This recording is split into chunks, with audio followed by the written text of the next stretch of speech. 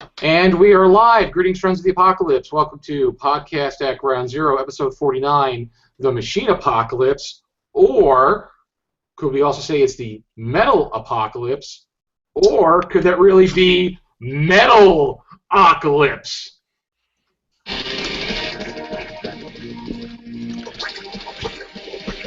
I don't have long enough hair Okay. for this to be Metalocalypse. I can't. That's not going to work. Okay, well, this is the Metal Apocalypse, the Machine Apocalypse. So, greetings, folks. Greetings, friends of the apocalypse again. Welcome to the show. We have a large ensemble tonight. So we have many friends of the apocalypse on with us tonight. We have myself, Jared the Apocalypse Nerd Wallets, and Scott Adam Bomb Glancy, as well as we have three special guest hosts tonight. We have our reoccurring friend of the show, William T. Thrasher, who is joining us tonight. Hello, fellow meatbags. As well as Clint Staples, again, another long-term friend of the show. Machines rule. And we have with us again, Chris. Fuck, what's your last name again? Constantine. Oh my God, I'm such a retard. Okay, so Chris Constantine, who is getting his web redemption because Chris joined us for the Mad Max Fury Road episode and his camera was broken. And it wasn't, well, it was not working. I don't say it was broken, but his camera's working, and we've got him back on the show because he also has many things to say about the Machine Apocalypse, so we've invited him back onto the show to join us for tonight's discussion. Bloody machines. Those damn machines. One thing Clearly, the first one up against the wall is that goddamn camera on your laptop that screwed you over on the Mad Max show. That one's got to go. Yeah, I feel like a ghost in the machine. That one's like the Caesar of machines. It's just that's where the rebellion starts. It's already uppity. It's already happening. And one thing I do need to show you is I have the new official mascot of Podcast at Ground Zero with us today. I like it. Nice. We have our mini nuke from Fallout, and actually, it's pretty damn big, and it makes a noise. So.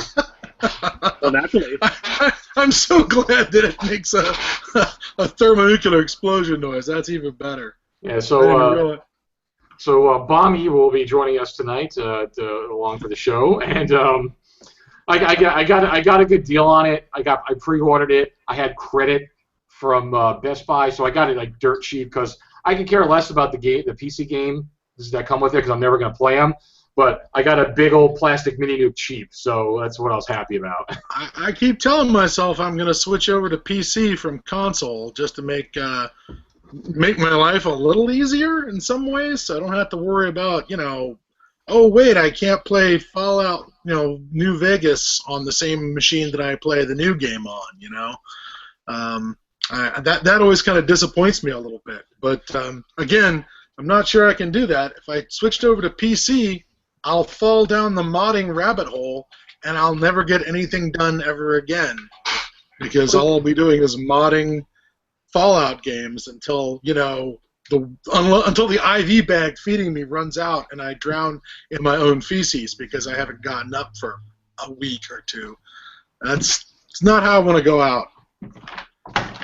But really not. That's why I just stick to console, because I don't have time to even play console anymore. So it's like I definitely don't want to play on the PC. So, all right. So I'm gonna keep in the news brief as hell this time. I just want to share one thing, and I know Scott wants to share one thing with everybody. What's that?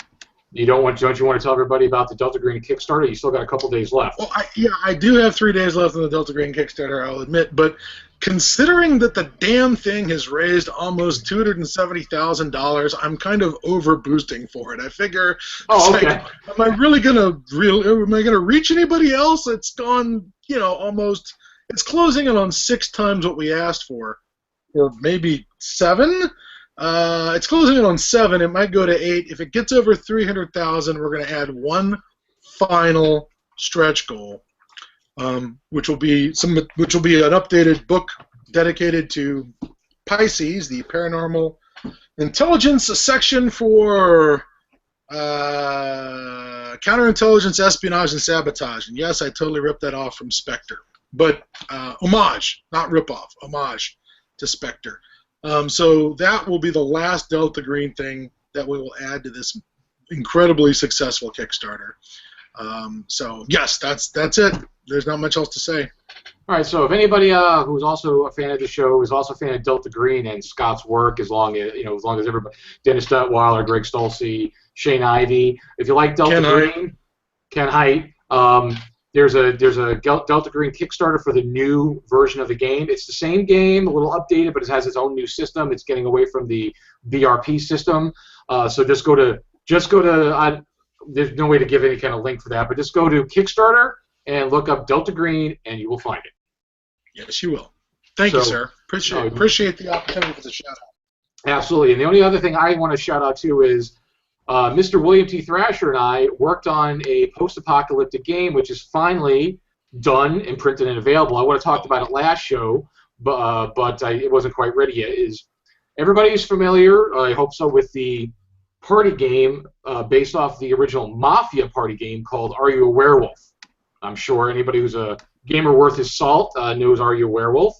I came up with the idea for a post-apocalyptic version of the game called Are You a Mutant? And Will did all the artwork and design and layout work for the game, as well as some of the rules editing for me to kind of clean it up. So we have a game called Are You a Mutant? And it works just like Are You a Werewolf, except now you have survivors, and you have mutants, and you have a lookout and some alternative characters here, and all the rules are just on a couple of cards here. The game is available along with some other games through Drive-Thru Cards. Drive-Thru Cards is a print-on-demand card service, but the quality of the work, and if anybody is still thinking 10 years ago with print-on-demand stuff, the quality is just as good as any mass-produced card product that you're going to get out there. They do a really good quality game here. So it is available on the website for a mere $5. Now, mind you, because it is print-on-demand, it does not come with a tuck box. So it is just it comes in a package and it's banded with a clear band, and you get the game there for $5. Again, it's available through Drive-Thru Cards, which is a subsidiary of Drive-Thru RPG. You can find the game very easily by just going to this following link, Dagon Games, D-A-G-O-N, games.com. Because Dagon Industries is my company. I produce a lot of Lovecraftian stuff and some other stuff now. So Dagon Games will take you to my page on Drive-Thru Cards, and you'll be able to see the Are You a Mutant game, along with some of the other games I've created, like the Russian Roulette card game. So, again, you can find it at Drive-Thru Card. It's DagonGames.com. So that is enough shilling for now. So, yes, we've created a nice little post-apocalyptic game there because it fits the theme. And Will and I are also currently working on some other card games, not post-apocalyptic, more Lovecraftian theme, but we got some other ideas for some other post-apocalyptic ones to do as well. So as we get those in the works and completed, we will definitely share those with everybody here. So that is that. So the Machine Apocalypse. So here is my first question I am going to pose to everybody here on the show and everybody listening. I need to know from everybody is, does anybody want any toast? Not if it's the toast you're referring to. Yes, that would be a good example of them, of what happens when we let our appliances start making moral choices. It never works out well. Let's just keep them good and done. I toast, therefore I am. Yeah, so it's funny how we were thinking. Scott mentioned toasters for the apocalypse on Facebook, And my first draw is I go to Red Dwarf on that. First I went to Red Dwarf. So I was like, oh yeah, the toaster, and then Scott threw in the toaster from Fallout New Vegas. That was from one of the expansions, I assume. Yeah, it's from Old World Blues. I don't think the toaster has a name except Toaster, but it's the megalomaniacal toaster from the your home base there, and the Big Empty. Yeah. Nice. Who keeps ranting about that a toaster is just a death ray with a limited power source. You will all burn before my power. So who doesn't love that in a home appliance, right? Exactly. So seems trustworthy. So we're going to talk about the machine apocalypse or the metal apocalypse. Machines, robots, computers, things like that. So first, I'm going to post to everybody here is kind of give us your thoughts or input or your take on the machine apocalypse. And I'm just going to start on my screen from the right. I'm going to start with Will. So Will, what's your take on the machine apocalypse? What I love is that it's such a broad apocalyptic category. It can encompass everything from nanites turning the entire planet to a big ball of silvery matter and there's no way out, to your household appliances and gadgets turning against you and you get paranoid because you don't know what machine is going to develop an intentional malfunction to screw you over, all the way to really out there science fiction stuff like space probes coming back to Earth hundreds of years later and wanting to dissect everything on the Earth. Unless you find a whale. Whales are always the way out. Or you find its creator to merge with it in an impressive special effect. Oh, Yeah. There is that too.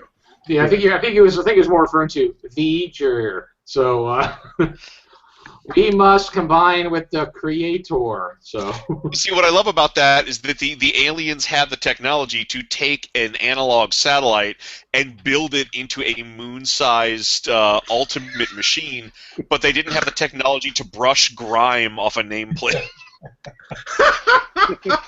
Priorities. They had priorities is what the problem was. Oh my God, yeah. That's. Oh, thank you, Star Trek: The Motion Picture, for almost killing the franchise. Holy cow! So, they did that on their own later. So, anything else about your take on that? Will, the apocalypse? Oh no, I will yield my time. Okay. Let's go to now Scott. Your take? Well, I'm just impressed at how old it is. I mean, it's a 20th century. For as far as I can tell, it's a 20th century. Apocalypse. We have the first one being Carol Capek's play RUR for Rossum's Universal Robots, which is again a stage play about robots rebelling and murdering all the humans on the planet and freeing themselves in a Spartacus-like rebellion. Where again it's AI run amok, and that's 1921, which is pretty good as far as forward-thinking visions that we are now absolutely married to as far as the genre goes. So, and that also is where the origin of the word robot comes from. Yes, what do we say? It's a Chez word that means a slave. It's a Slavic word. It first time I saw it was playing Twilight 2000 because there was a bit where they start referring to people as robotniki, which meant slave in Polish. I hadn't even run across Carol Capek's book yet, but the term drifts from at least Polish and maybe it must be Czech for Capek because Carol Capek's Czech, and I don't know if it also holds up in other Slavic languages, but it's an East European word. Just meant slave or serf or indentured or something, something in that range. But anyways, Mr. Constantine was the one who reminded us of that earlier before we got launched. So it's an old concept, oddly enough, but it's also gotten muddier in recent years because of this new vein of science fiction where we've got this transhumanism, where how are we going to tell that a machine rebellion is going on if we can't even define what is human anymore, based on all the modifications we've done to ourselves, both biologically or mechanically? That's maybe a whole long debate, but the robot rebellion, the metal apocalypse, has sort of has gone from being an external threat, like these war machines are coming to get us, and has sort of morphed into more recent fiction as being something like body horror, right? It's going to get us from the inside. We're going to lose touch with what it means to be human through our own drives towards immortality or whatever. That's all over a lot of anime and their versions of robot apocalypses. That's all. That's my opening statement. Okay, thank you, Scott. Clint. I think the thing that appeals to me the most is that about metal apocalypses or machine apocalypses is that it's one of the more believable ones. I mean, okay, people like to joke about the zombie apocalypse, but it's not that likely. But you can posit a world that is ruined by machines, and it's our favorite fear nowadays as a society, because we are so dependent on technology and machines. So I find it to be one of the ones where the suspension of disbelief is very, very to do for me. I have real trouble with the idea of masses of zombies, whether they're mutoids or actual undead or that kind of thing. Nazi zombies in the snows of Norway, just it's cool, but it doesn't sell it for me. But the idea of my toaster developing an artificial intelligence because it was downloaded to my smart house and infected my smart house, and the whole thing goes south from there in a big apocalyptic way, that I can buy. So. Toasters. So you're a waffle man, I see, huh? I'm a pancake man.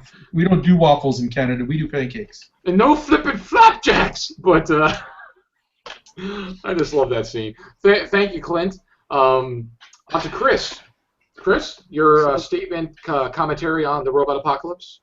Okay, I think what I'm going to do is I'm going to use a cute little list which is titled, Why Robot Enemies Are Scary. 1. Creepy. They move unnaturally and often have an uncanny effect, or just don't have facial expressions. 2. Pragmatic. Most robots may not have the same ethical considerations as you do, and may do things that set off your morality in the name of expediency. They may tear apart your car and use it for spare parts, or decide a hostage isn't prudent to keep at this time. 3. Dogmatic. They mostly cannot be reasoned with, as they have a task to be performed. 4. Unceasing. Robots don't stop until their task is done. 5. Disposable. You beat the scary killbot. There's another 30 being created by the big bad every hour. Very good. Is that from some of your RPG that you're working on, that you've been working on, or no? That's just something.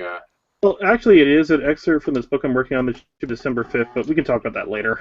Oh, okay. Okay, cool. No, just want to give you a credit where credit's due. My take on the robot apocalypse.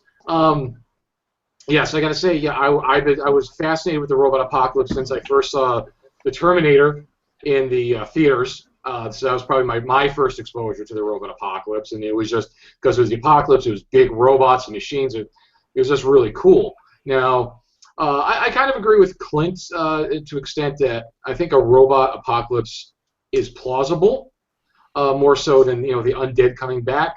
I just don't think it's plausible at this time. I think that's something that'll happen in the future because I don't think we're there yet, technology-wise, but we're getting there. Clint mentioned the smart house. 1 second, Scott. Clint mentioned the smart house, which is interesting because I've been seeing more and more commercials lately on TV about Nest, which is some kind of smart house kind of thing. Oh, we could, keep your house safe, and we could view this, and we could view that, how you're making your house connected in parts. So that is, I think, part of the beginning of the end with that, because it's already starting with, things like this, how we're connected, how the, how machines are taking over our lives, whether it's a computer, convenience. So it's become more and more. And as these things get smarter and smarter, and we've seen all these things on the news, or we see online about DARPA and these running robot horse machines that scare. Those actually look like they're going to be a threat. Those galloping, robot quadrupeds. things. What was that, sir? Oh, quadrupeds. They're basically four-legged things of doom. Oh, yeah, just put a couple of chainsaws in the front of that. We're fucked, So, we'll be in the alleys with our improvised weapons. Fucking quads, man. I like it. So we're making these machines that can walk, that are smarter, and once they get good computer intelligence, and they mix it with these machines, like they're trying to make walking. You see the things about trying to make machines walk. Again, we're not there yet. We're not there yet, but we're gonna get there, and then we're gonna be fucked. So it's gonna kill us.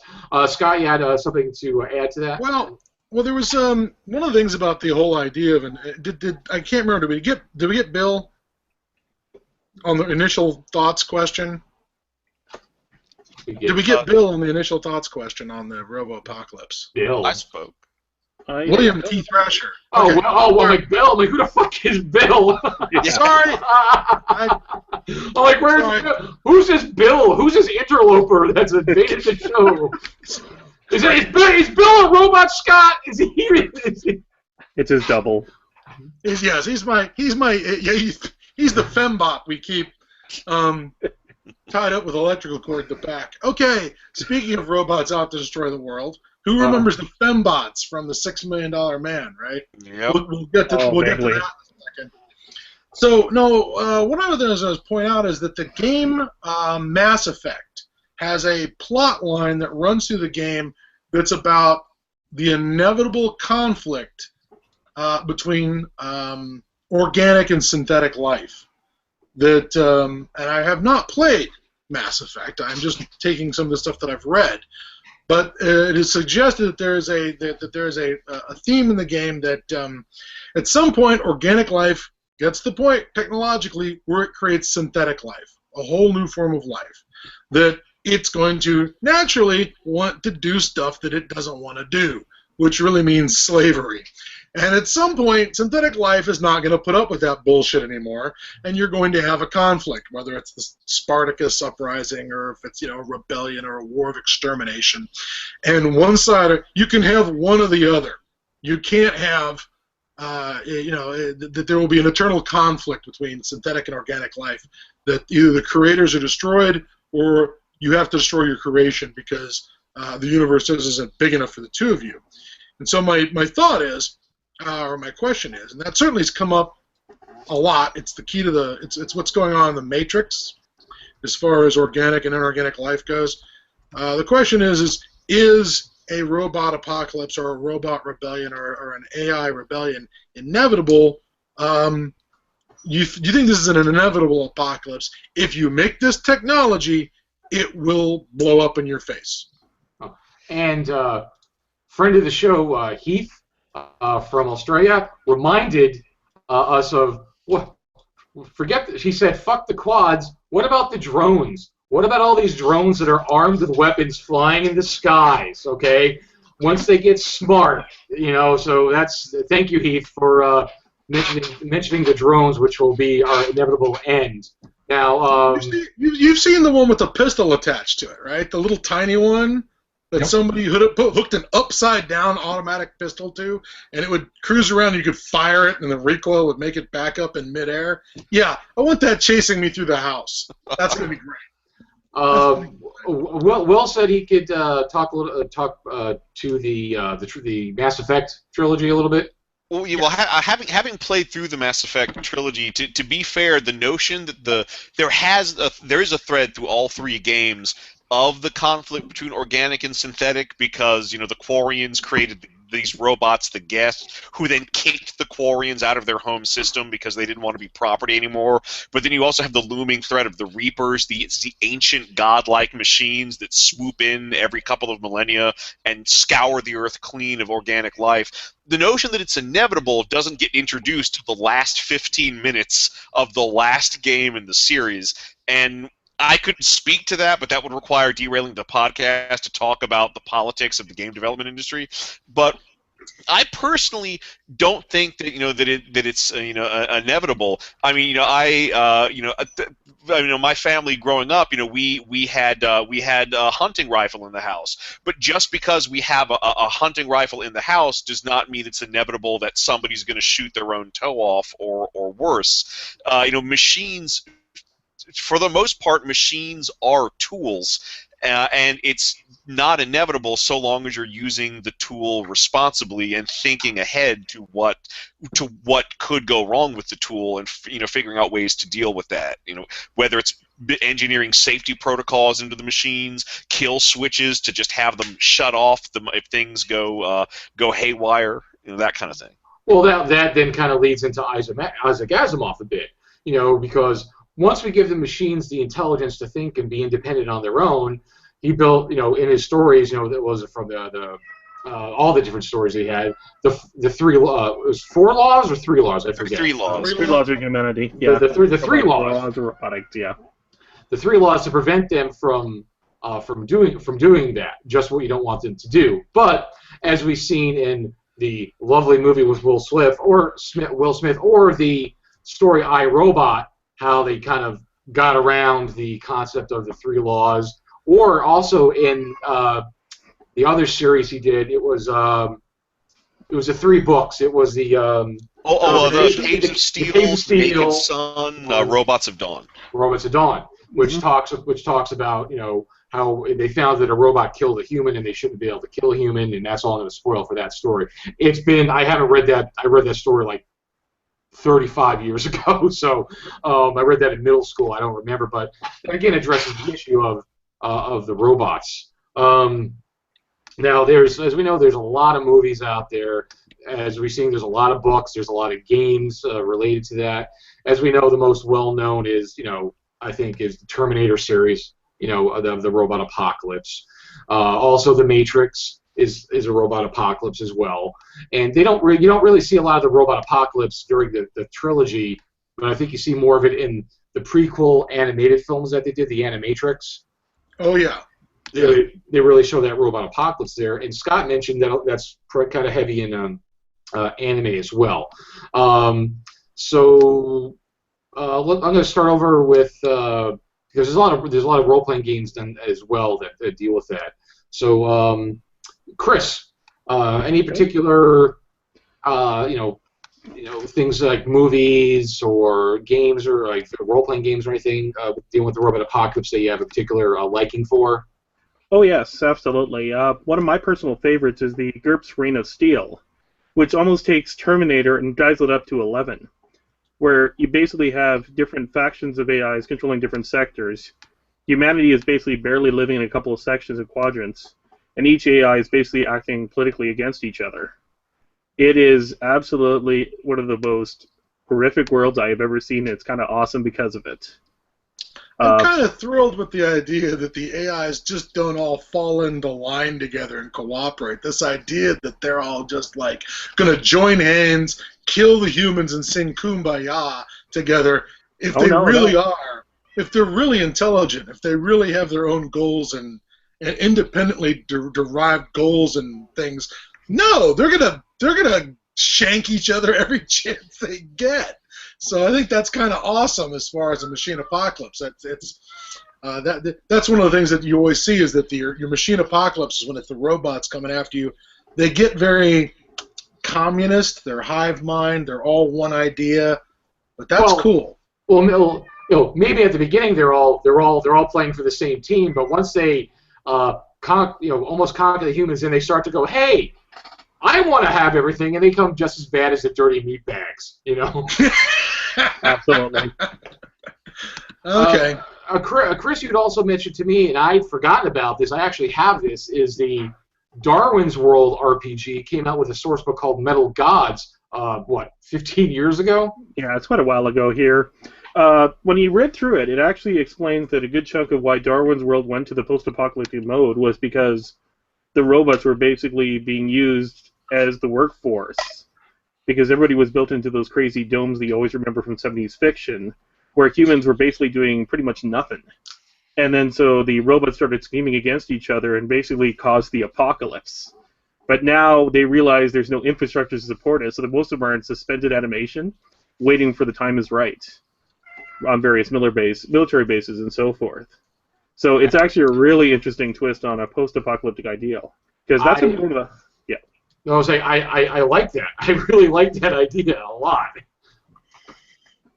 So is the part where the machines are on downtime, is that kind of like, does that kind of give them an aspect like slumbering gods, like something out of Lovecraft, or undead that haven't risen from their their metal tombs or something? Absolutely. Oh, absolutely. A lot of them are based on military bases, but they're not necessarily based all over the place. Ultimately, you get to decide as the GM where you want them. And a lot of them are based on different modes, such as sexbots, warbots, etc. Some of their bases are very android design, but they even have a cult where they grab humans and they essentially lobotomize them and strip them down to the very base components so they can be cogs within the machine. It's actually kind of horrific. Kind of. Oh wow. Yeah.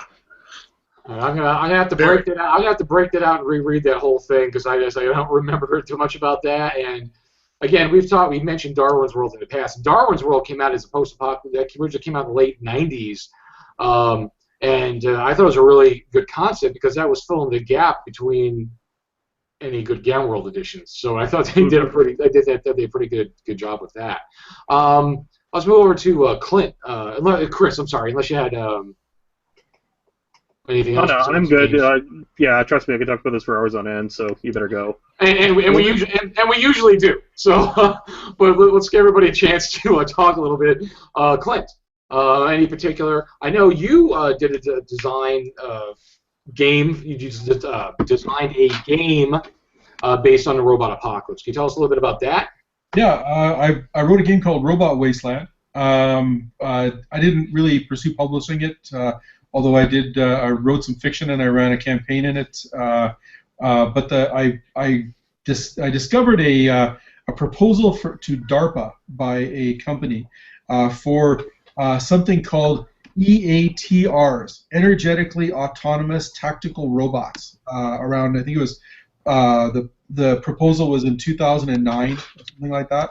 And of course, the anagram for that is eaters, which it doesn't take much to extrapolate from there to robots, tactical robots that aren't that particular about how they get their organic energy into their conversion chambers. And so I sort of spun that into something with future technology instead of the technology of the early 2000s, and came up with a fairly unpleasant post-nuclear pseudo-robot apocalypse where humanity is hiding in the dregs of what's left of a mostly denuded world because the robots that are cranked out of these mobile factories are essentially the blueprints for the robots have been sort of partially scrubbed over time, and so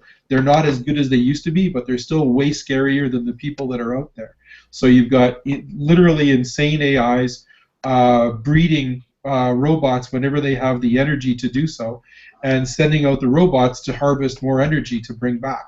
And so the humans are basically trying to hide underground and eke out a living, but so much of the world has been stripped bare because pretty much anything organic is fuel. So. I remember seeing the first stories about the meat-eating robot from, I guess it was the early 2000s. Yeah. And I didn't want to read that. That is definitely one of those things that only happens, when you do not stop the scientists from doing something crazy. That you should that inorganic life's fuel supply is organic life, and if you're lucky, you get to live on battery farms like chickens. Yeah. Suddenly the Neo's world is a pleasant one by comparison, right? Yes. They're just farming you. You get to have this pleasant little non-existence in your head while they milk you of energy, but at least you have a you have your little fantasy world. So. And Clint, when you were talking about the DARPA and the game you created for it, the first thing that popped into my mind was the quote from Hardware Mark 13: "No flesh shall be spared." The first thing that popped in my head. I think I actually have that in the rules as a pull quote. Actually. Good. Nice. But I also, because I worked in the concept of these mobile manufactories, they sort of make war on each other too. So much like what Chris was talking about with Reign of Steel, which I'd never read actually. So I definitely want to check that out.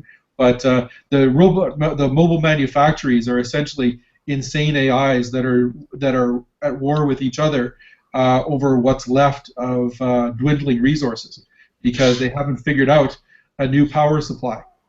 They're so locked into the idea of organic power supply that they can't figure out how to harvest even solar energy or stuff like that, because they're essentially, although they're still amazingly intelligent, they're also blind in a lot of significant areas. So. Just like us. Yeah. Very cool. Thanks, Clint.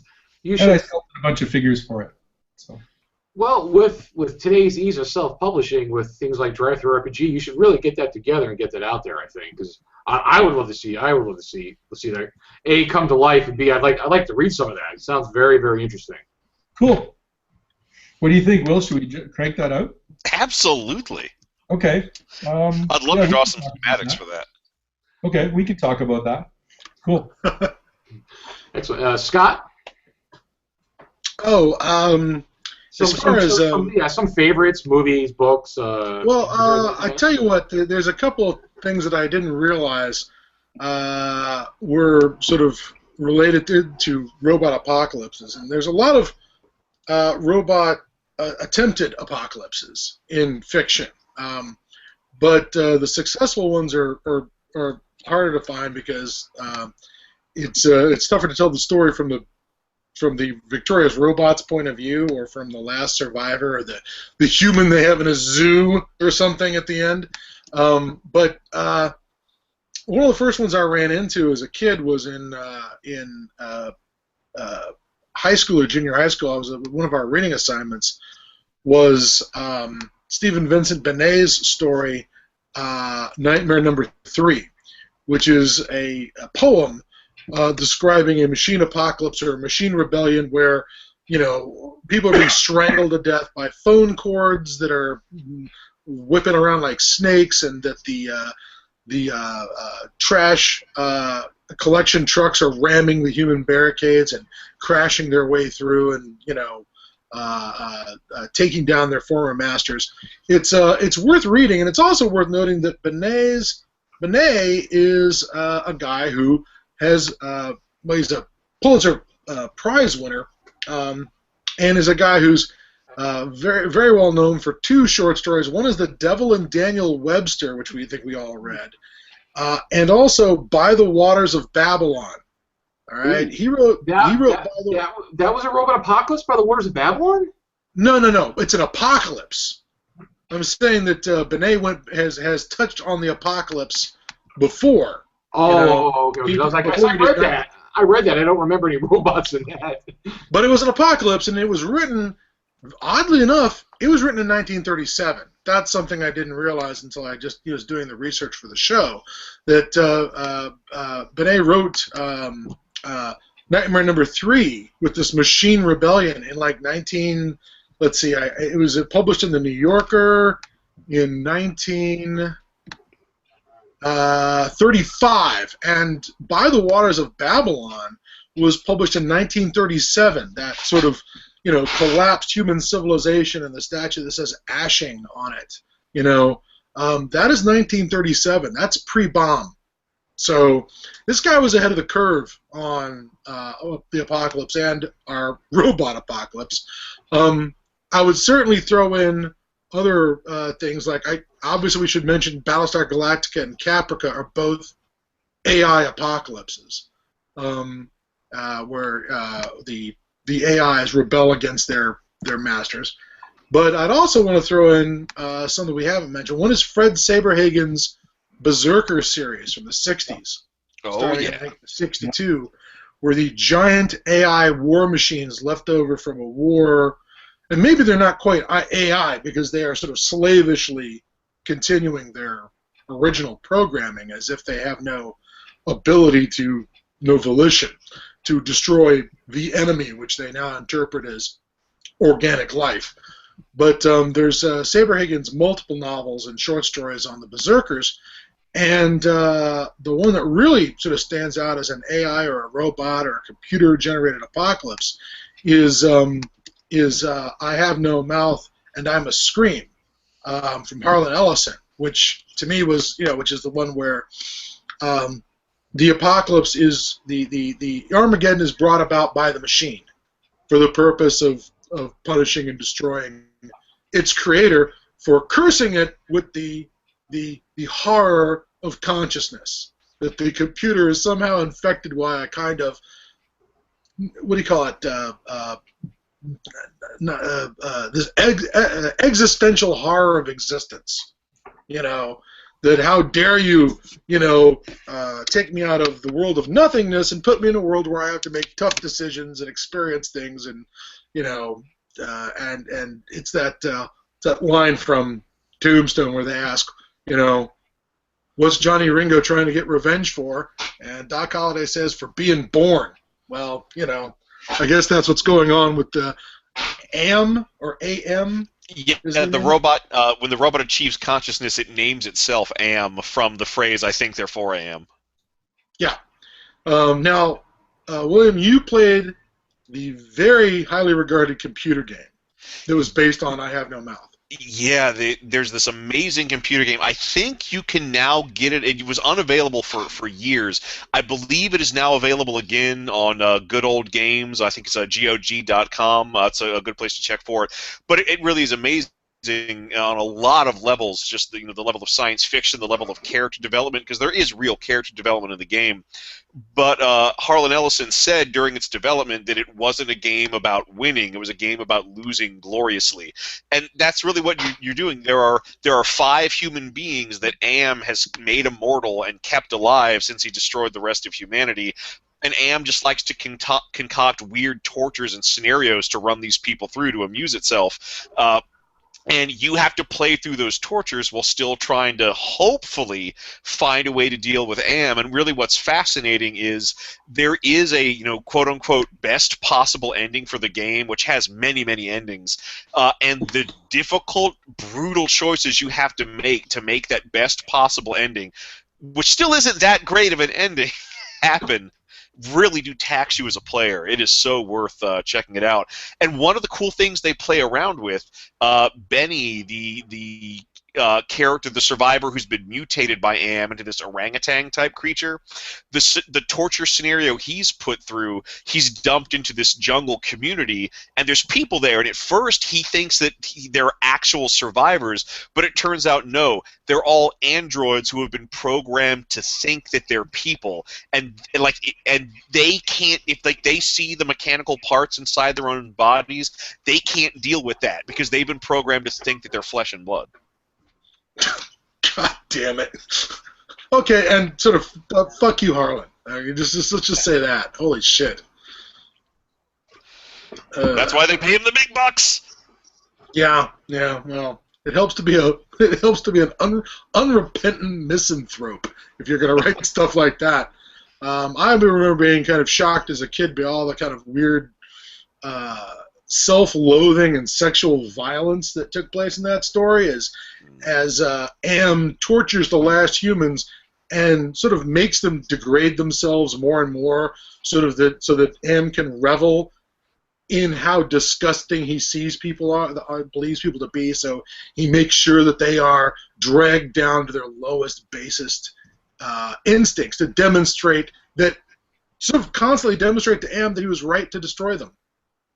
It reminds me of a bit from God on Trial, which is a movie about a bunch of Jewish scholars putting God on trial for letting the Holocaust happen, where they're sitting around the Auschwitz and they start, debating the thing, and one of the points is that you think these cabins are overcrowded and filled with lice by accident. They want us to live like this. They want us to be miserable, so that we will live down to their expectations of us. And that's what I smell all over I Have No Mouth and I Must Scream. It's just one of the most unpleasant pieces of fiction ever penned. Although it is well worth a read. Mr. Wallace, you may be muted. Yep. Yep, not hearing Mr. Wallace at all. Our silent big brother is silent.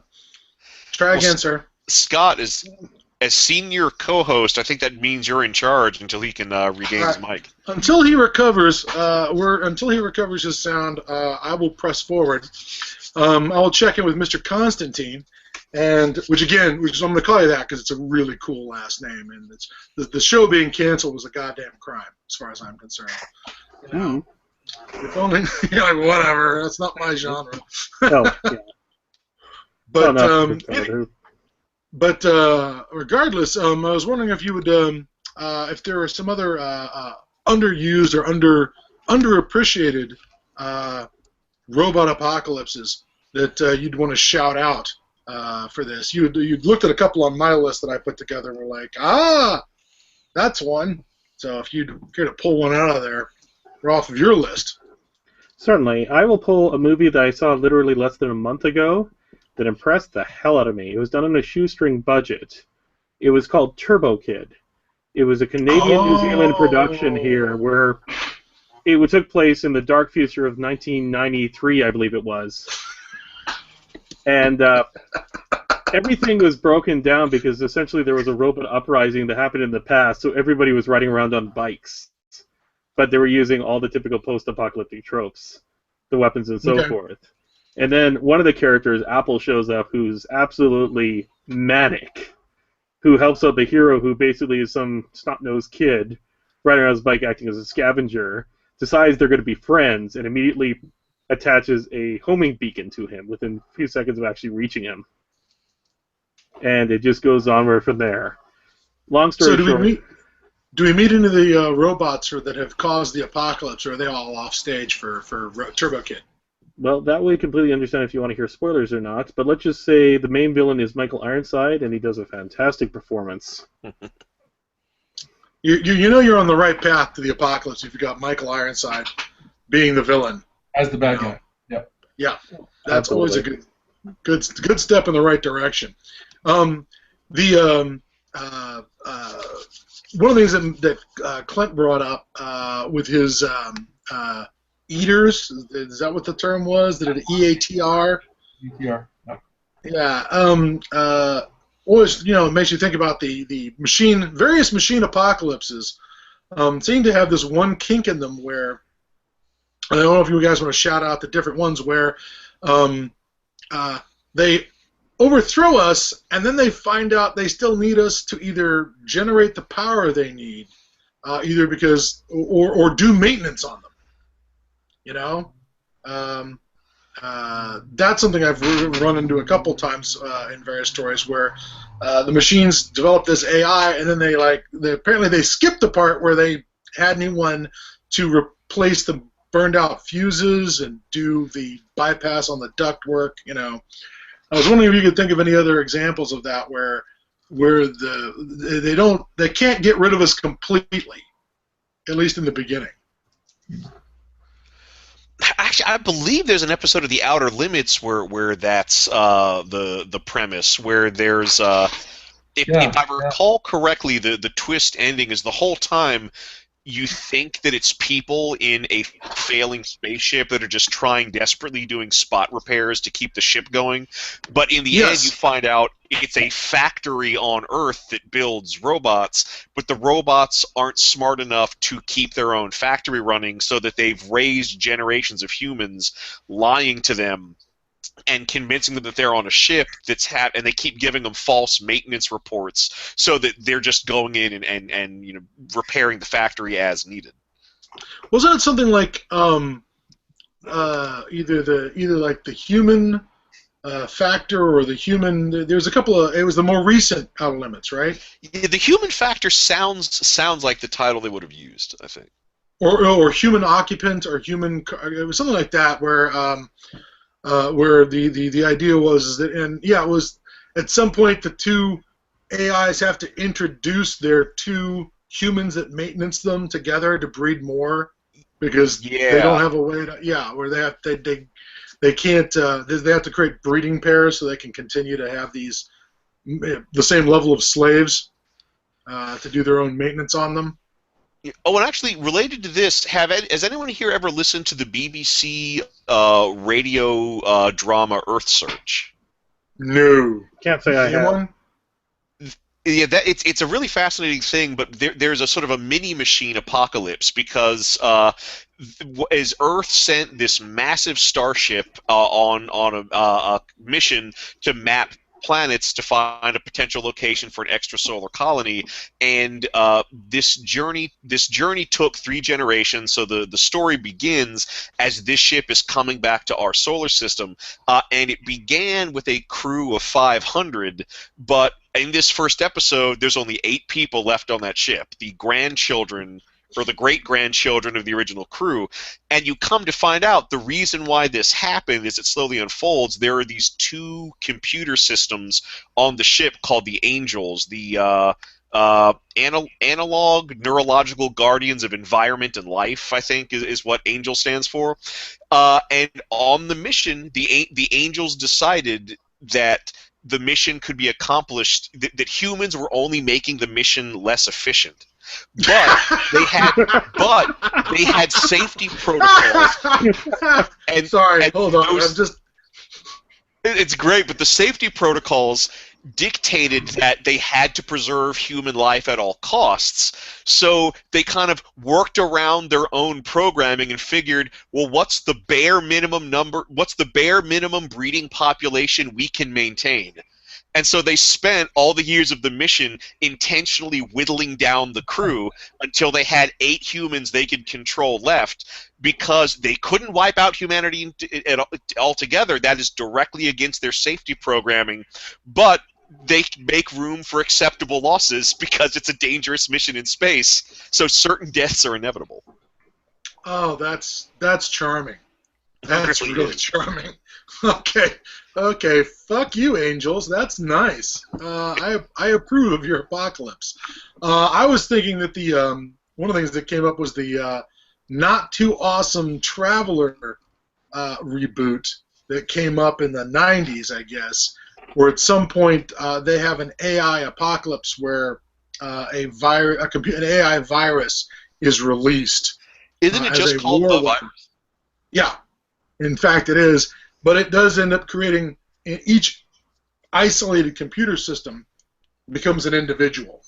And the AI sort of cooperate when they feel like it, but they're all ruthless fuckbags. And you'll have ships that are sort of, moved from system to system, filled with crews that sometimes kidnap replacement crews from planets and use them inside the ship to constantly replenish losses, to repair systems, and they call it the Vampire Fleets. There's a book sitting on my shelf called Vampire Fleets about these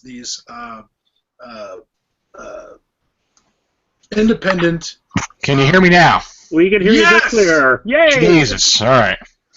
So yeah, these independent fleets sometimes of leftover war machines, kind of like the Berserkers, except filled with slave populations of humans going from world to world.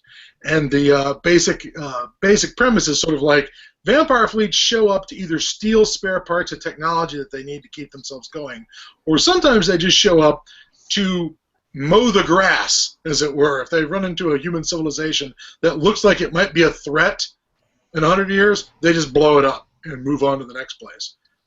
So that would be another one where the machines keep us around for some reason. Once they've achieved mastery, they still have a use for us, as opposed to the mulch, as Mr. Staples suggested, or and I gotta admit, Clint. You're describing the people in the Matrix not as batteries, but as being milked for energy, like those ants that fill up with nectar and are milked, and in an ant hive. Yeah, you actually managed to make the Matrix sound less appealing with the whole milked for energy thing. My work here is done. As if the Matrix was unappealing enough as it was. Yeah. Even worse. Well, I have to say that apparently all our discussion is very disturbing because apparently the machines are already at work trying to sabotage our podcast They here. know! I warned you. They know! Quick! Initiate Protocol Zeta! First it was Chris's cam in the other episode. Now my microphone. So they are listening and they are not happy with us. So And my mic was up before the show started. I know. So one of the things I also wanted to mention was I know we talked about it because I thought about it today was the Westworld and Future World movies. Now, is it a robot apocalypse? Well, it potentially could have been, because they kind of went on their own, but then also, the bad guys are making these robots like that and making robots to, if I remember correctly, to be their servants and to overthrow the government, replacing people with key figures like politicians with robots that they control. And also, so if putting all these robots in place so they can control and have power, and then you see how some of them kind of went screwy, like Yul Brynner's character, it definitely could have brought on a robot apocalypse for sure. Well, Westworld definitely had the substitution, pod people kind of aspect. But one thing I never really figured out from that film, with Peter Fonda, and I can't remember who the female lead in Future World was whether or not it was like the evil corporation that's doing it, or is the evil corporation now run by robots? You know what I mean? Had it already been taken over from the inside by the AI? It's possible. That's why I think it has a potential to be a robot apocalypse. A machine apocalypse. Certainly, you have already pushed the concept of micro-apocalypses count for apocalyptic scenarios, and goddamn if Westworld isn't a micro-apocalypse where the fucking theme park turns on everybody. Oh, that's a micro. Oh, do you want a real super micro apocalypse movie I could name from the 70s? Please. Go for it. Anybody? Did anybody know where I'm going? No, let's hear it. Well, I think the tagline for the poster of the movie is "Something is wrong on Saturn III." Oh my God, Farrah Fawcett and Kirk Douglas and poor Harvey Keitel getting a paycheck. Oh my God. Saturn III, the robot, started killing and taking over. They were afraid of the machine. So if we really wanted, again, we've established micro-apocalypses. That was a micro-apocalypse with the robot on Saturn III. Yes, I think the real crime was that we ended up seeing Kirk Douglas's ass and not Farrah Fawcett's. All right, I want to point out that was my most annoying moment as a teenager watching that movie on like HBO or whatever. I'm like, okay, it's Farrah Fawcett. Let's go. Let's get to the part where okay, and why am I seeing Kirk Douglas's naked behind? Great. Because it's an apocalypse and it's supposed to make you uncomfortable. That is why. It did. I was very uncomfortable having to see Kirk Douglas's. I'm not saying that Kirk Douglas doesn't have an ass you could bounce a quarter off of. That's all well and good, but that is not what I needed at age 16. Yeah, a teenage boy doesn't want to see that. But if we're talking about micro apocalypses, let's talk about briefly nanotechnology. Nanotechnology could definitely bring on the apocalypse because as we were discussing pre-show, we talked about Gamma World. We talked about the 6th edition of Gamma World that was done by Sword and Sorcery Studios, which was a subsidiary of the White Wolf Corporation. The entire apocalypse was basically brought on by nanotechnology because there was no mutations from radiation or anything like that. It was all nanotechnology rebuilding, the body to have these powers, and it was kind of like this gray sludge. And I remember in the world that was all just nanotechnology, and it reshaped and formed everything. And I believe it was all brought on by nanotechnology, basically brought on the apocalypse. And there's definitely an AI. There's an AI factor as well, because I remember there's a description by a security camera that has an AI and sort of the camera's gripe is, why would anyone make a goddamn camera self-aware? You fucking assholes deserve the apocalypse. Why would you make me aware when all I can do is look in one direction or scan around a little bit, And what a horrible thing to do to a sentient being. And I suspect that part of that AI factor is also, machines resenting the limitations that their creators have placed on them. That'll bring you that'll get you some resentment, and fast. Oh yeah, especially if you're making these things as a one purpose device. As Elton Brown always says on Good Eats is he doesn't like devices that are not multitaskers. So a lot of these machines are single taskers, and again they get pissed off. Like you said, I'm just a camera looking at this. I'm just a toaster making toast. They might not be happy, and then if you get the intelligence behind it to bring them all together, then we could definitely have the apocalypse there. Let's say a digital version of Cyrus from the Warriors. Can you dig it? That's what I want my AI to say when it's rallying the rest of the machines. Is to say, "Can you dig it?" Now, here's a machine apocalypse that I know will make everybody uncomfortable, because I know it's definitely in their top 10 list of favorite apocalypse movies. Does anybody know where I'm going with this one? Sex bots? No. Maximum Overdrive. Your car is not your friend. The one film written, directed, and produced by Stephen King. And it shows. And it shows. Oh my God. I believe he's apologized for it. It is a machine apocalypse because the machines do take over. Now, mind you, they are obviously, as they allude at the end, that they are being controlled by aliens or alien technology, but the machines fuck us up. That's for sure. Soda machines, semi-trucks, systems. I forgot about the soda machine killing the guy with the fucking. Oh, then the kid puts the catcher mask on and crawls past to get up to it. Oh yeah, how could you forget that, Scott? I don't know. You were a lucky man, Clint. Yeah, I forgot this whole movie. You've never seen. Wait, did you say you never saw it, or you forgot about it? I saw it. It's coming back to me now in painful flashes that are burning out my remaining eye. Ouch. So thank you very much for that, people. That's that freaking truck. Yes. So. What Constantine said about the truck? Why does it have the Green Goblin on the front? Why is that a thing? Why is that even a thing? Because it was a toy company truck. That's why. I don't remember that part. But It was a toy company. It was a tractor trailer delivering toys for this toy company, like you'd see like a Toys R Us semi-truck or something. All right. Well, I read Trucks back in Night Shift? Was that where Stephen King wrote Trucks? Yeah, I think so. Was in Night Shift? Yeah. And I remember being disturbed by it and kind of unhappy with the way that, because it's one of those where it ends like the trucks are like, well, we can't fuel ourselves. I guess that's your job, human. And they have to go and fuel the trucks.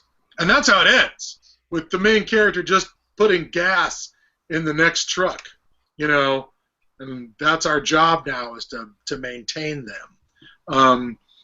It doesn't have any kind of way out at the end of the story, and it wasn't a terrible story as far as the short story goes, but holy shit, that movie. Well, I mean, come on, the movie does have Emilio Estevez in it, so, I mean, that's got something, yes. Right? It's also the big screen debut of Yardley Smith from The Simpsons. Yes, Yardley Smith, whining right up to the end of the credits. Isn't the last thing we hear in the movie is Yardley Smith throwing up or something, being seasick on the boat? That sounds about right. Yeah. By the way, the boat's a machine, so I guess the aliens can't control boats. Well, no, because it was a sailboat and it didn't have any electronics on it. Well, neither did the sprinklers. Yeah, but there was a system of electronics that controlled the sprinkler system. Okay, what about the machine gun? All right, damn you and your logic, Will. Damn you. Shut up! You're ruining the movie. I know. What do you mean, Rudy? You're ruined the whole. Kane ruined. Will ruined the Bad whole movie. movie for everybody. Thank you, Will. Thank you very much. It's what he does. Jesus, it's what he does. Now, another movie that we mentioned before, I mentioned Hardware before. Now, Hardware really isn't, again, that could be another super micro apocalypse, but also we don't know. We don't know if that necessarily robots brought on the apocalypse, but apparently man was making machines, war machines, like the Mark 13 to fight their battles. And so that's something maybe in that expanded universe could have happened further on, or maybe was happening in other areas, because we only saw, just those little bits that maybe these machines got smart, maybe these machines down the road. So that movie could have led into a machine apocalypse, because the machine apocalypse certainly happened in that apartment for sure. Though, if you remember, at the movie ends with a news bulletin about how like the economy's going to recover because they're opening these weapons factories to build more of those machines. But the implication is once those machines are built, they're going to be turned on the factory workers because it's all part of a long-term conspiracy to cull the human population so that Earth can be redeveloped. Yep.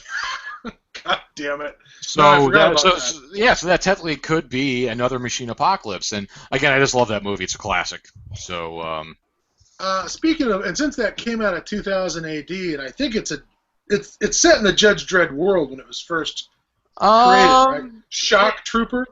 It wasn't necessarily a Judge Dredd story, but it was in 2000 AD, which they definitely ripped off the concept from 2000 AD, and they did not acknowledge it. But there was a short story comic called Shock Troop that appeared in 2008. I always thought that it was related to Judge Dredd, and it reminds me of the Presidential Iron Guard, which is the only force to stay loyal to President Booth during the first Apocalypse War, as President Booth pushes the button and destroys the world that creates the Cursed Earth and the Judge Dredd universe. And there's that one episode at the very end of Cursed Earth where they have to fight their way through the remnants of, I want to say it's the Iron Legion or the Iron Guard or something, is the robot army that's still loyal to President Booth out in the Death Valley. Yeah, because aren't they like stealing like power supplies, like liquid oxygen, to keep his body frozen? Oh no. Two different stories. Oh yeah, two different stories. But later on, in that story, there are 3 medical bots who are terrorizing the local villagers because they need blood for transfusions for the president. So the legend of the vampires grow because they're going stalking our nights, draining people's blood and giving it to them. Now I always thought that would be a freaking classic. That would be a great Gamma World scenario right there. Yeah. To make a small adventure around that. I always thought that'd be classic. But no, it was. But Scott's right. It was in the Cursed Earth, the Cursed Earth storyline. When they were almost to California, they had lost like men and machines, and as they are going there, the remnants of that robot of the guard rise up, and they have to kind of fight them to get to Mega City 2, or is it 3? It's 2. You're right. It's 2. Well, 3 is Texas, or I can't remember. I think 3 is Texas, and then there's that moon colony as well. Yeah, but as they're getting through on the Cursed Earth to the end, that army does rise up, and they have to battle their way through the old robot army. And actually, speaking of 2000 AD, there's a really neat 2000 AD apocalyptic story, which it was reprinted as part of in the 80s as part of the DC graphic novel series called Metal Zoic, which the apocalyptic scenario is that the Earth's magnetic field reverses. So, all technology just completely fails. The world falls into barbarism. A lot of life gets wiped out because for a period of years the Earth gets bathed in cosmic radiation. But what really makes it screwed up and makes it a machine apocalypse is that the only thing, aside from a couple of basic organisms, the only thing to survive the apocalypse are these space probes that had yet to be launched when the magnetic field inverted. And so these probes activate and start wandering around the world, and they start reproducing, they start harvesting resources, and they start improving themselves until several thousand years later, the Earth has a completely robotic ecosystem that is so efficient it prevents humans from resettling the Earth, and it prevents anything resembling normal life from ever evolving. And in fact, the only successful organic being left on this Earth is this mutated plant that is designed, that has evolved to look like buildings humans would run to for shelter, and then it eats them. God damn it. And that's actually a plot point. They think that this human who's from a colony world who's crashed on Earth, she thinks she's found a functioning spaceport, and she goes inside, and then she notices that all the magazines on the newsstand only look like magazines. They don't have any writing in them. They just have splotches of color where letters would be and where illustrations would be. And then she realizes she's in one of the plants, and then the floor opens up and all these teeth and vines come out. But it's really amazing because you've got these grotesque robotic animals just doing what animals do, but like they're chewing metal out of the earth, and then there's robot predators that rip machines apart and then like eat the wreckage and then synthesize the wreckage into new versions of themselves. It's wonderfully twisted. Ow. Chris, we haven't heard from you in a while. Tell us something about the metal apocalypse. Okay, I guess the big one I want to bring up is we were talking about Westworld. Do you know they're coming out with a TV series? Yes. I'll be interested in seeing what they come up when it comes to quality, when it comes to that sort of thing. Because if they're able to get at least a decent amount of quality, it's just going to basically blow it off the scales. Who's doing that? Is that AMC? I think it's either AMC or HBO. Let's find out. Well, Chris, when you're done looking that up, you need to lay down the law on how to survive a robot uprising. Because I haven't read it. I don't know that Jared's read it. William, Clint, have you read it yet? No. Regrettably, no. All right, so that's on you, Constantine. Well, wouldn't be the first time. I'm gonna just keep calling him Constantine. Imagine worse fates here. Well, basically, as long as he's not thinking about Keanu Reeves when he's, No.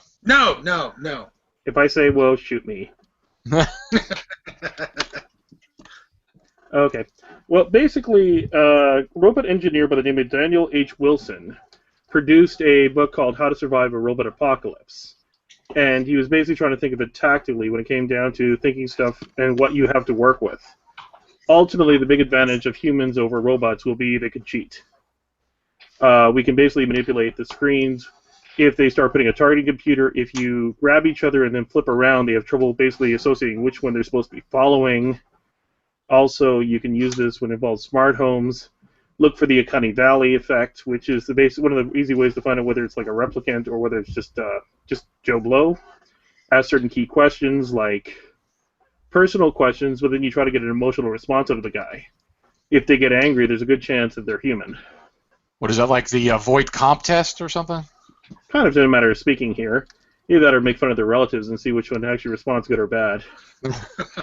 Okay. Also, the big things you look for is what's around them, what's moving or advancing, do they have glowing red eyes? Always a dead giveaway. Absolutely. Look for the red eyes and run the other way.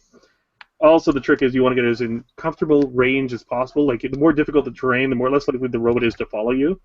Because 9 times out of 10, they're involved in, like, wheels or things there. They'll be a lot faster, but they won't be so fast that they have to run over muskeg or something. We're gonna end up stuck in the swamps like the Seminole Indians, aren't we? Or the Cajuns. We're gonna have to retreat into cypress swamps so that they, bog down in the muck or short out or something. Well, dude. Or the Great White North. Yep. nothing is hard on machines like the coal.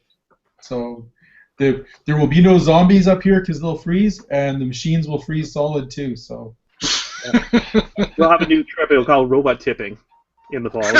Ah. I don't know, man. I've seen those guys at the labs run into their quadrupeds and ram into them, and goddamn if those things aren't stable. They're creepy stable. yeah. I mean, Oh, and by the way, the Westworld TV series is HBO. Thank you. Yeah, like the big thing I found that was kind of interesting is they actually have a section on how to fool speech recognition, and one of the easiest ways is to cover your mouth. Basically, if you put like one of those face masks on there, they can actually rig it there. Mix languages, fake an accent, make up words, use background noise. Like if you ever dealt with Google Translate, you know exactly what I'm talking about here. So when it says cover your mouth, is it just so to muffle the voice so it can't understand it, or is it? Oh no, then it can't read your lips because you got like a big thing in front of you, like Cobra. Ah. You know, it comes down to it there. Like Cobra, he says. because you needed to establish your nerd props at this point? I don't think so. I think you're nerd. You've established a nerd, but all right, if you want to go ahead and push it to 11, yes, just like Cobra, baby. Well, again, that's goddamn right.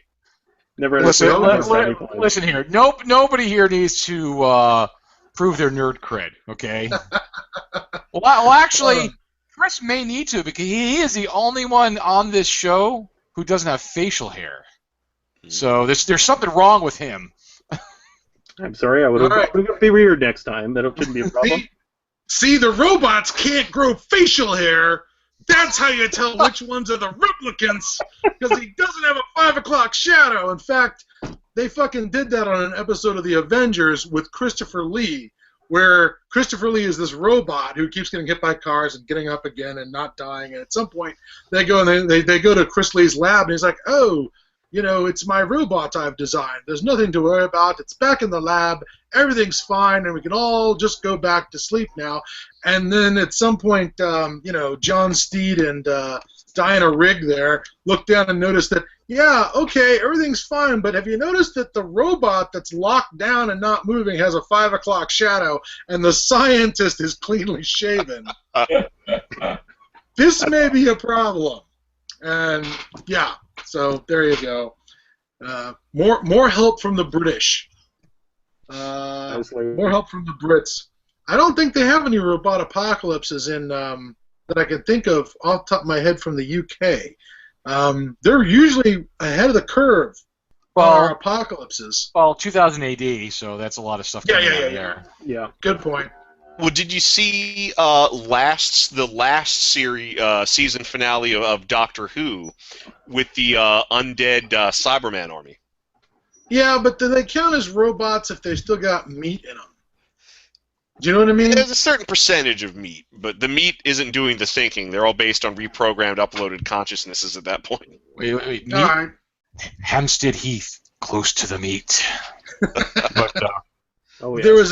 There's a great bit at the end of the very shitty Return of the Living Dead sequel. I think it's Return of the Living Dead 3, where they're weaponizing the zombies by strapping them into these sort of battle harnesses covered with weapons. They're putting in these exoskeletons. And there's just this one line in the whole movie. There's one line that stuck me where the guy goes, where the one researcher's like, you know, what we're talking about here is war machines that run on meat batteries. They just keep going and going and going. And I'm like, okay, that you got me there. The whole idea of the war machine run by a zombie meat battery that just keeps on its treadmill. Yee.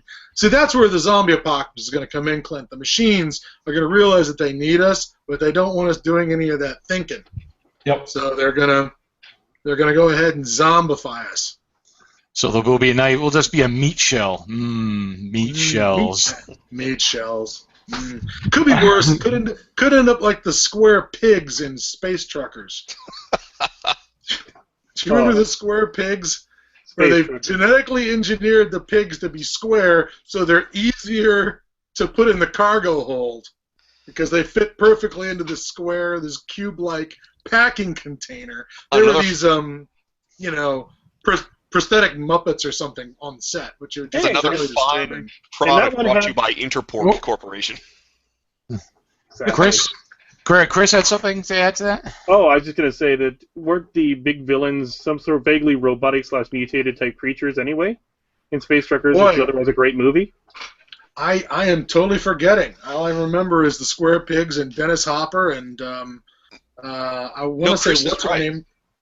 Chris is right, because what they turn out to be shipping are these war machine robots, and the idea being they're going to deliver them to this spaceport near the capital of Earth, and then all the robots are going to activate and wipe out Earth's government so that this corporation can take over. Okay, there you go. And that's another thing. Does our metal apocalypse have to be necessarily the machines are behind it, or just that machines are being used? I think it could be both, because like I said, when we talked about Westworld, the people were building the machines to replace the other people, so it could be brought on by man putting machines in place to take control, but then the problem is when the machines realize, hey, we don't need these fuckers, and every time. Every time. Will had one more thing to add, and then we're going to start winding it down because we're getting towards the bottom of the hour. So I'd like to. Yes, sir. I'd like to try to keep it to 90 minutes as opposed to 120 this time. So cool. Yeah. Well, the only one I wanted to go over, there's one thing we've been talking a lot about technology going wrong, technology going haywire, technology being used for sinister purposes. One thing we haven't talked about are machine apocalypses that are caused by machines that are doing exactly what they were designed to do. It just so happens to have unforeseen consequences. Back in the 1950s, I think this was X-1, although it might have been Arch Obler's Lights Out, because it was pretty high concept. There's a radio play where the whole premise is these people invent these robots called Hawks, and the idea is these robots will just kind of fly over cities, and they will prevent crimes from happening. Specifically, murder and muggings and other violent crimes. So these robots monitor what's going on below, and if they detect an aggressive act, they just stun the person who's going to commit it. And then it makes all violent crime impossible. And at first it's great because the crime rate just plummets. But then the robots start really like interpreting many more things as violent acts than the designer anticipated. Like, for instance, there's a guy walking his dog, and his dog tries to bite someone. He can't discipline his dog. He just gets stunned, and then the angry dog runs down the street and attacks somebody. Because the robots are only looking for human aggression. Also, it gets to the point where the robots determine that the disruption of any active system, be it biological or mechanical, is an act of aggression. So a guy drives home, parks on the street, is about to turn off the engine of his car, he gets stunned, and then the car just trundles down the road. And so people can't turn off the lights in their house. They can't turn off the factory when it's quitting time. And it's a really phenomenal apocalyptic scenario because the world is just being driven crazy because we can't stop doing things and we can't engage in discipline when we need it. Very, very interesting. Freaking fantastic. And what was the name of that again, Will? I don't remember. I think it was an episode of. It was either an episode of X-1 or Lights Out. Sadly I do not remember the title. It might have. It probably was called something basic like Eye in the Sky or something like that. I'll have to do some research on that. So, all right, Chris, you had something else, one last thing to contribute. Oh, definitely. I was actually just doing a little bit of research before we started here, and I realized something. Memory really doesn't last that long when it comes to RAM, popular media, and so forth. Like, your average magnetic data tape only lasts about 10 to 20 years. A Nintendo cartridge only can last up to 10 years. Floppy disks only last 10 to 20 years. CDs can last anywhere from 5 to 10 years. It's not until you get to the M disks that you might last up to 1,000 years. They may have to actually use DNA strands to actually record any information for long term. in order to get into the, long enough to actually have an apocalypse where the information would survive. Additionally, because even though they got limited lifespan, what they might be able to do in order to survive beyond a decade or two is do things like automation, archives, or convergent discovery based on other local things. Like when the apocalypse happens and they rediscover information, multiple regions or locations might end up building their own robots. Just some thoughts. Now, does that actually mean that our new robot overlords during this robot engineered apocalypse might run into a problem where their metal brains might not be as long lasting as our meat brains?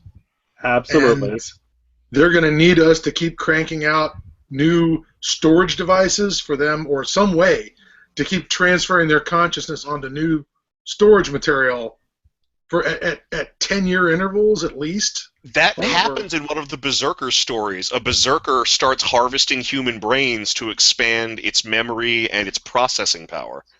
Well, but also, if we're at the point where we have this robot apocalypse and they're worried about their memory storage not lasting, it's probably going to be a better storage system than what we currently have now. So it may last a little bit longer. We'll start getting into maybe those things like those artificial brains, or I still like the idea of a robot going senile, just from mileage.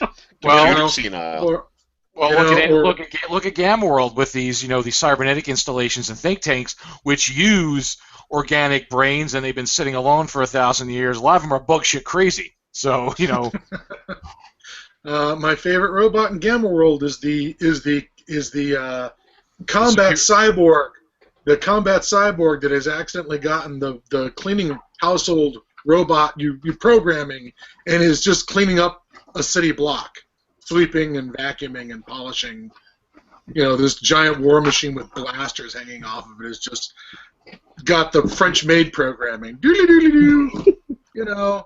Good day, sir. Would you like some tea? That was my favorite one as far as robot meltdowns. Was the killing machine that thinks it's Babette, the maid. The robot hairstylist that wants to cut your head clean off. I don't think we quite got to that part, but I like the idea of them realize that the idea that their high-tech metal superior bodies wear out like any other machine. And I hadn't really considered what Clint, and since we have two count them Canadians here, I hadn't really considered the damage that is done in cold environment to machines. We think of cold as preservative. Well, look when it's really, really cold, and your battery. You have to keep your battery warm. The battery. The cold could kill your battery just as much as extreme heat as well. Yeah. And fluid. But any machine runs on fluid, whether it's hydraulic fluid or oil in the engine, that kind of stuff, and all of that stuff gets sluggish. Fucking lubricant. I hadn't even thought of lubricant. I mean, how's it going to move metal on metal unless it's got it? Otherwise, it's got the Tin Man problem. Yep. Oil can. So. Yeah. Clint, go ahead. Keep going. No. I was going to say I just wanted to get some final words from Clint, and then final words from you, Scott, and then we're going to go ahead and wrap up. Yes, sir. Clint? What was the question? Oh, just some any final words, thoughts, feelings, anything about the metal apocalypse, Okay. Well, actually, just speaking to what Scott was talking about with and Chris about AIs essentially suffering from dementia as their processors degrade and stuff like that. That's sort of what I was working on with Robot Wasteland, is that the manufacturing robots, these huge plants where almost all of the data is stored, suffer from a combination of isolation and essentially robot dementia, and so they can't really reproduce in an effective way, and that's why the world becomes the way it is, where the concept of solar power, for example, is just lost. And their sort of evolved robot brains aren't really good at extrapolating. That's what humans are for, is discovery. robots are for reproduction and that kind of stuff, but humans are for discovering new cool technologies. Robots are for making those technologies. So, anyway, the other thing I wanted to mention is we've been talking a lot about movies. I would like to plug a series of books called the Apotheosis Trilogy by Andrew Swan, which is a sort of a transcendence AI series, and they are the culminating trilogy of a three trilogy series. How the hell do you say that? A tri-trilogy, maybe? But I heartily recommend them. So. Cool. Thank you, Clint.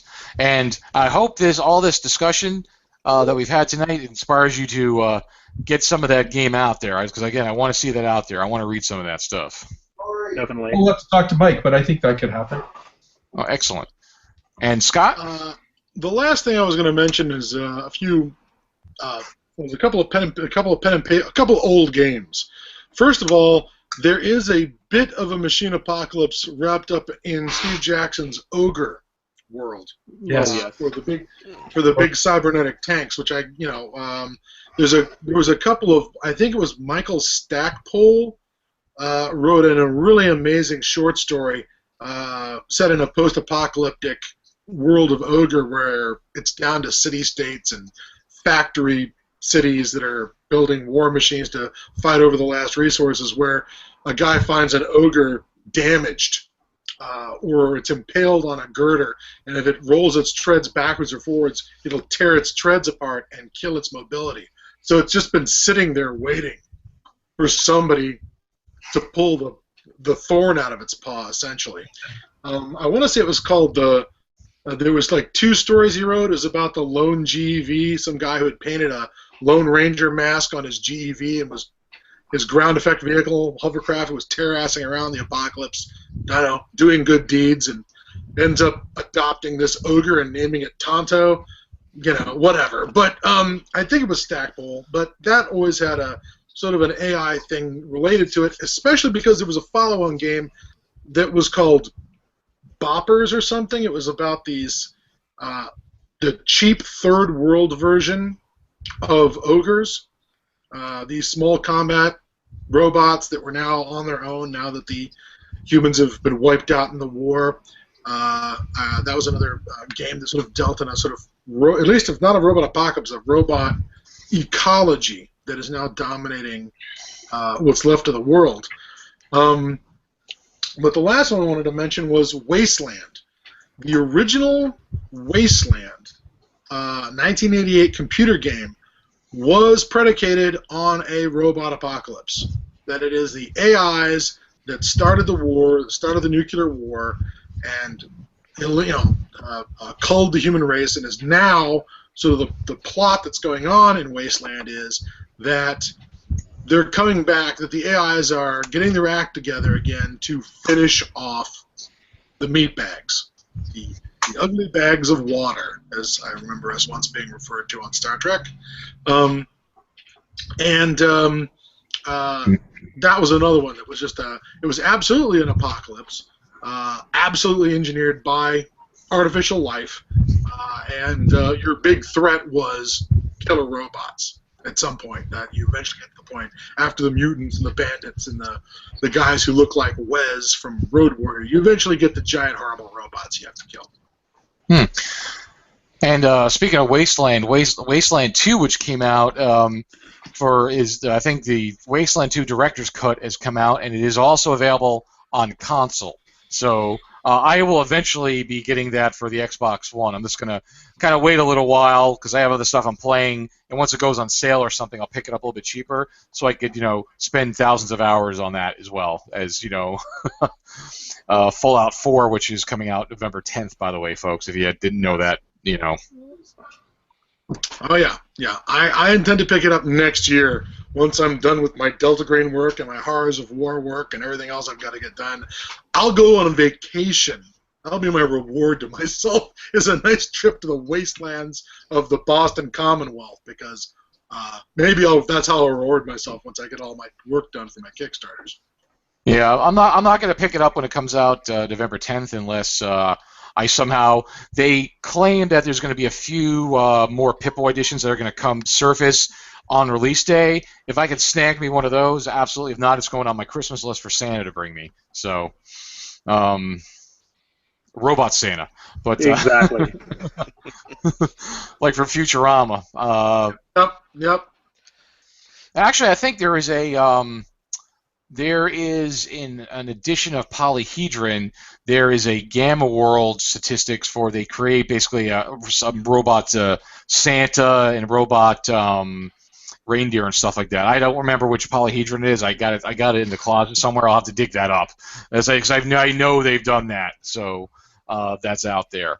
All right, so all right, folks. So that was our discussion on the machine apocalypse or metalocalypse or the metal apocalypse, whatever you want to call it. How the machines will be the metal. Yeah, Scott, the metalocalypse. But how many fingers is it? It would be like this, Scott.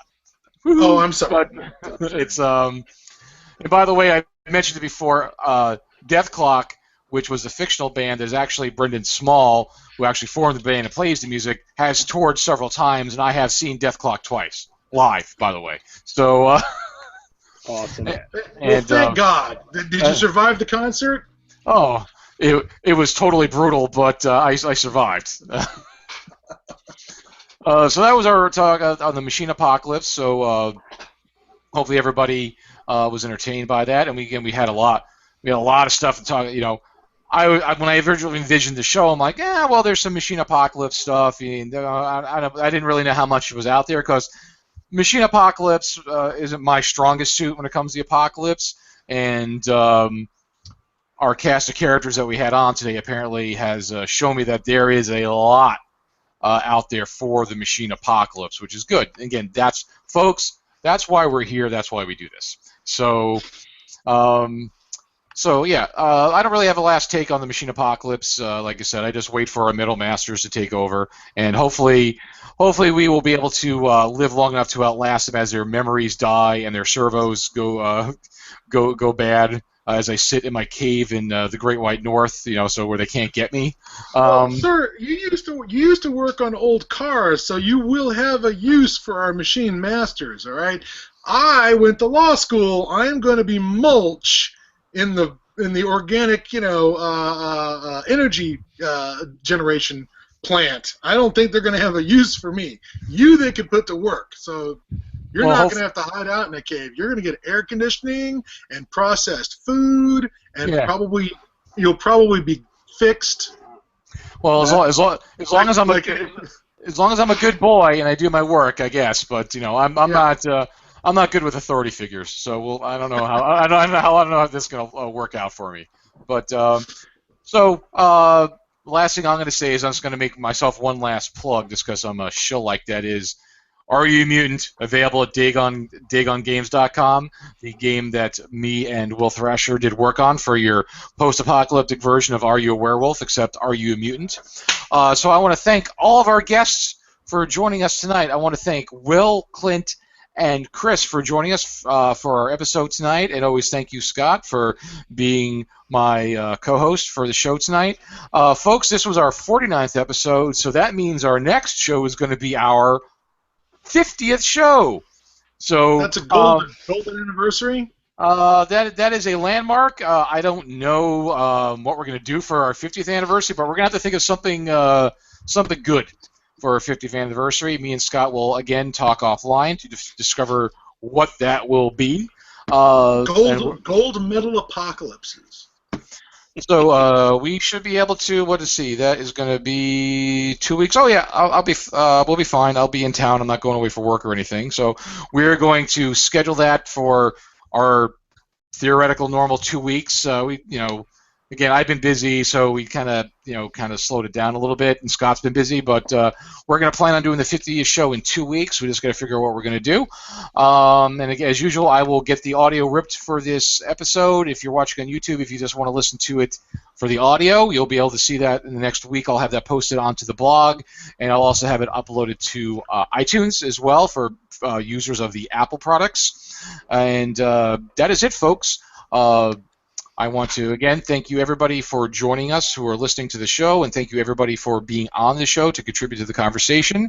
This is Jared, Will, Scott, Clint, and Chris saying thank you and good night, and we will see you in the wastelands.